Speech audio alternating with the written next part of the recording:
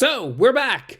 It is part 2 of my abandoned train series, Abandoned Trains in New England. Let's hop right into New Hampshire.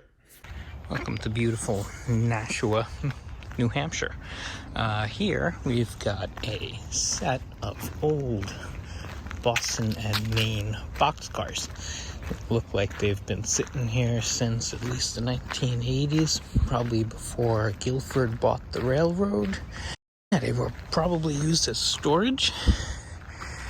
B&M was fond of using a lot of boxcars for storage. These older types that they couldn't interchange anymore, they just packed them up with stuff and they parked them in yards like this one. So we're at the outer edge of the yard. I don't know if this is technically trespassing or not.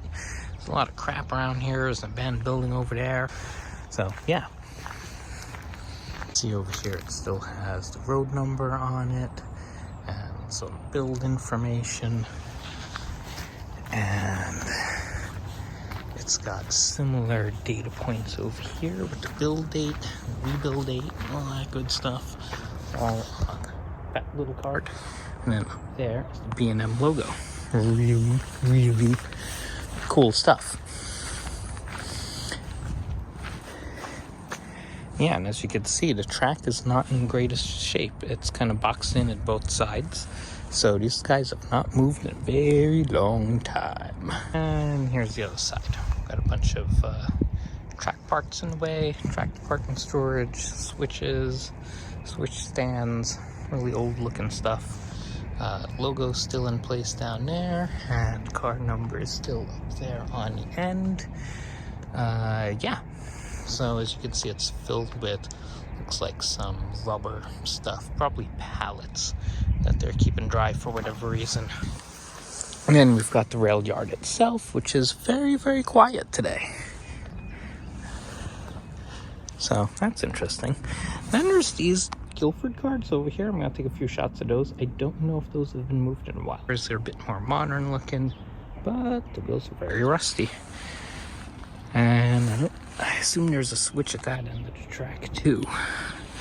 But this is obviously would need to be dug out of the dirt to get the other cars out. Not that they have anywhere to really go. And these three are just kind of tucked in here nicely.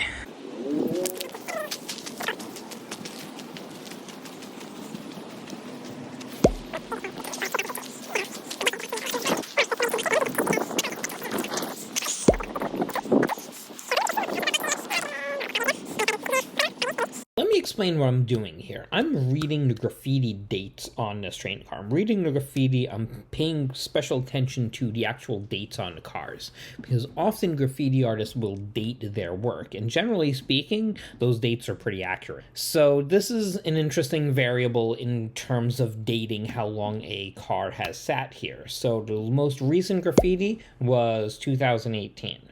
Now, this brings up another variable. Where are they located? Nashua, New Hampshire, not really a hotbed for graffiti. If it was, we would see more recently dated graffiti on these cars. It's also not a hotbed for like little kids with spray cans. We don't see your typical scribbles, your genitalia, and your F this politician, F that politician. So yeah, you look at the date of the graffiti and you get a good understanding of the last time that this train car was in a large city. This is not a large city.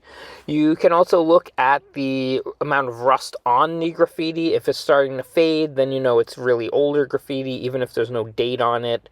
If the train car wheels are rusty, then you also know this train car has not moved in a while. So these are all the whole variety of factors that you could put together to get a good assessment of how long a train has sat where it is.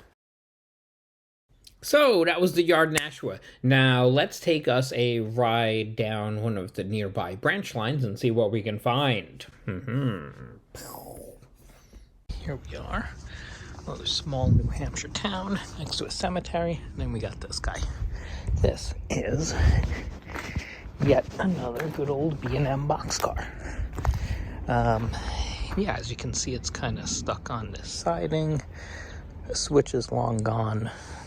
You know, you could maybe do a General Lee and fly it off the end of the track. Hashtag dad jokes. If you could get it to roll. Wheels are obviously very rusty. They have sat here for a very, very, very long time. And, you can see over here, we've got the good old build data, the good old XB&M logo, and some just crappy old local graffiti. So it's all local stuff. It's all kind of rusted out. Probably hasn't been seriously tagged in a very long time. Then we've got this cool detail. Spring 11 by 16 in travel. SPRG. I'm assuming a spring. So that's kind of cool. Yeah, and actually, if you step back even further, we saw the small B&M logo. But if you really look at it, there was once a much bigger B&M logo. So that's also very neat. Car number's kind of obscured. I don't really see it on here. So yeah, the road number on this boxcar was obscured, and interestingly, it seemed to be spray painted out on the very end of it. It looked like someone had done a really bad black spray paint job on it. So my impression is that probably like B&M or whoever bought this boxcar spray painted out the number really quickly, and then all of the rust and all of the local graffiti scribbled over it. That's obscured some of the other numbers. I made one or two emails out to people who might know the full history of this car, and I didn't get anywhere.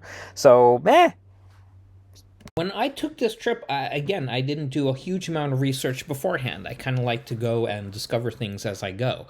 And what I found out later was that this car is located on the former Boston and Maine Hillsboro branch, which under Pan Am / Guilford / Timmy Mellon ownership was prone to derailments and operated at maybe 5 miles an hour. They would run a train up there, and it would take all day to get from the yard to the end of this branch and back. So good work there, Timmy Mellon, you billionaire scumbag. Great work making sure that your workers have a safe environment to work in, and that their train isn't going to just flop over going down this branch line in the middle of nowhere. So, yeah. I'm not surprised that there was a boxcar left on this branch. Not at all. Okay, so after I was on Hillsboro branch, I made my way over to Manchester, New Hampshire, where another Maine Central waffle-sided boxcar, like the ones that we saw in Nashua, was parked until very recently. Instead of finding the boxcar there, I found these two pieces of equipment used to scrap large metal objects. So the boxcar was gone and it was scrapped. So what is going on here? The city of Manchester, New Hampshire wanted this thing gone, and they also wanted a nearby signal tower sealed up because the area where the yard was becoming a haven for unhoused people. There were some people doing some shady things back there, and of course Guilford ownership didn't really care. They didn't do anything about this car sitting there for years. So when CSX took over, they went in and they were at least a better corporate neighbor, and they decided to scrap this car and seal up the signal tower. So at least, this kind of shows that a change in ownership, going from the weird wild days of Timmy Mellon nickel and diming everything to CSX being like, well, we don't want to annoy our neighbors too much, and also we don't want the liability of this. You can see how a change in ownership directly affects the abandoned things around railroad property. So that's why this car is gone, and it's just a good highlight of how a lot of these things disappear. And in this case, it was just a dumb waffle-side boxcar. There's 3 more in Nashua if anyone wants to save one.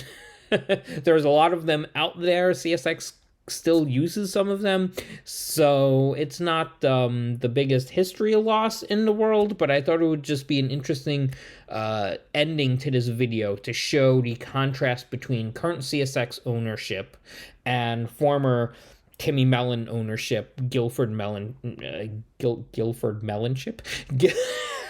That would be a great band name. Guilford ownership, where, they just nickel and dime things. They didn't want to get rid of the car. They didn't want to bother spending a couple of bucks to scrap it. Now we're in the CSX world, where hopefully things will be maintained a little bit more, and I don't know what that means for any other lingering pieces of old boxcars and cabooses and engines and junk sitting around the former Guilford property. They'll probably all get cleaned up at some point, but this car seemed to be one of the first ones to go. So it's gone. And it's gone.